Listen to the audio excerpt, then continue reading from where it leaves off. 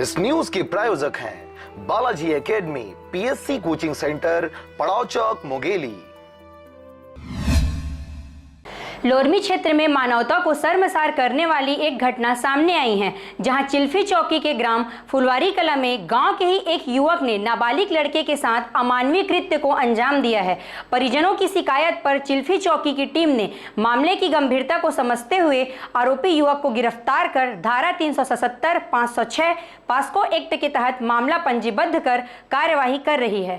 दिनांक 6/5/2018 के 9 बजे शाम को गांव का एक बालक को आशीष शुक्ला नाम का व्यक्ति ने बहला फुसला करके ठग करके खेत तरफ ले गया और एकांत अवस्था में उसके साथ अप्राकृतिक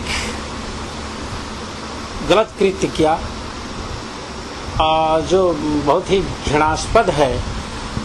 बालक की रिपोर्ट पर थाना में अपराध धारा 377, 506 एवं 4 पास्को एक्ट अधिनियम की धारा कायम कर विवेचना में लिया गया है और मामले में आशीष शुक्ला को गिरफ्तार कर रिमांड पर जेल भेजा जा रहा है।